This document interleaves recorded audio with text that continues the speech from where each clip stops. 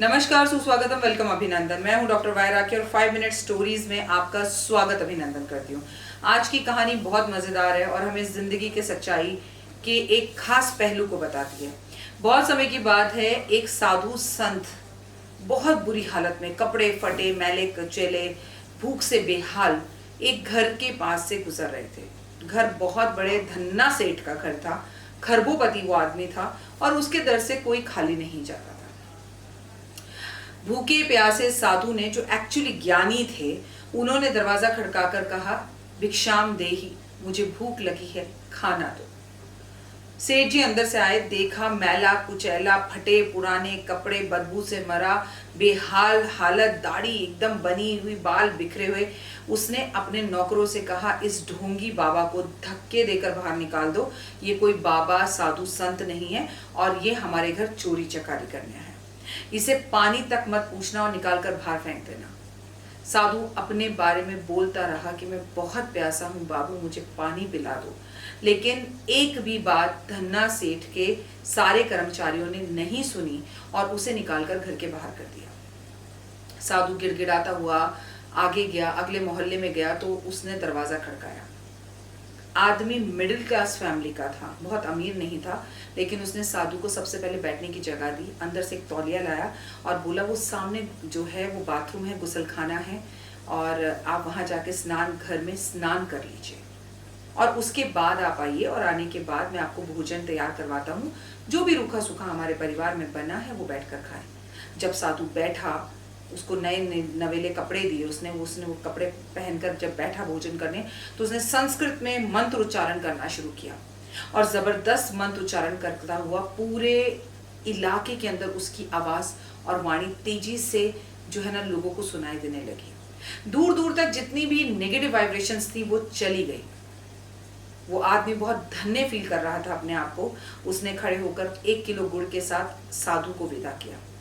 अगले दिन सुबह फिर वही साधु पहले वाले सेठ के घर के सामने से गुजर रहा था। सेठ ने उसे बालकनी में देखा। अभी जो संत था उसकी शेव हो रखी थी, बाल बने हुए थे, नया कुर्ता पजामा पहना हुआ था और देखने में ठीक ठाक लग रहा था और वो संस्कृत में भजन भी गा रहा था। सेठ ने अपने लड़कों को कहा कि वो महात्मा साधु संत जा रहे हैं, उन्हें पकड़ कर लाओ, आदर से लाओ, मेरे घर में बिठाओ और भोजन कराओ। चांदी की प्लेटों के अंदर भोजन लगाया गया और कई तरह के फल और कई रसीले फल के साथ साथ रस रखे गए और बड़ा आदर सम्मान हुआ। अब भोजन शुरू करने के लिए सेठ ने शंख बजाया और कहा, साधु बाबा आप ज्ञानी हैं, आप भोजन करें। साधु ने फिर से संस्कृत के अंदर श्लोक गाना शुरू किया। चारों तरफ एक वाइब्रेशंस फैल गई और अब उसको सेठ ने कहा कि प्रणाम कर कर, साधु जी आपने बहुत अच्छा किया, अब आप भोजन कर ले। साधु ने सारा भोजन उठाया और अपने कपड़ों पर वो भोजन गिराने लगा। यहाँ पर भोजन करने लगा, यहाँ दाल लगाने लगा, यहाँ पूरी लगाने लगा, यहाँ मिठाई लगाने लगा, यहाँ रोटी लगाने लगा। ये देखकर सेठ और उसकी पत्नी बड़े आश्चर्य में आ गए। सेठ ने कहा, क्या कोई गलती हो गई है? क्या भोजन आपको पसंद नहीं आया? आप ऐसा क्यों कर रहे हैं?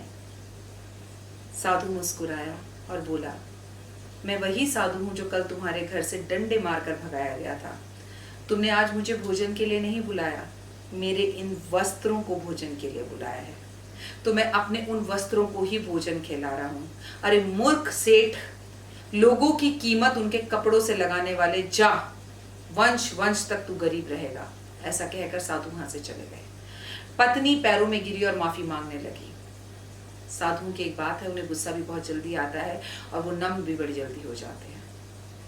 साधु ने कहा, जो मैंने कहा है वो अटूट सत्य है, लेकिन अपनी भक्ति से तू आए हुए कष्ट को दूर कर सकती है, शिव की पूजा कर। ये कह के साधु वहां से चले गए। इस कहानी से आपने क्या सीखा मुझे नहीं पता, पर मैं अपनी बात बताती हूँ। हम भी तो हकीकत की दुनिया में यही करते हैं। हम इंसान की औकात उसके कपड़ों से ही पहचानते हैं। हम इंसान को कोई मायने नहीं देते। लेकिन इस कहानी को सुनने के बाद माँ की बचपन की एक बात याद आई। ना जाने किस रूप में हरि चले आए, ईश्वर कब किस रूप में चले आए। और ईश्वर की एक खासियत है, वो आपको अपने दुश्मन के ही रूप में दर्शन देते हैं। जिसकी ऑफिस में शक्ल पसंद नहीं होती है ना, उसी रूप में भगवान आपके सामने आते हैं। इस कहानी की दो खास सीख हैं। पहली कि कभी किसी से दुश्मनी मत रखो, दूसरा इंसान को उसकी अहमियत, उसके ज्ञान, उसकी वाणी से पहचानो, उसके कपड़ों से मत पहचानो। और इसका प्रत्यक्ष प्रमाण आपने और मैंने कोरोना में देखा।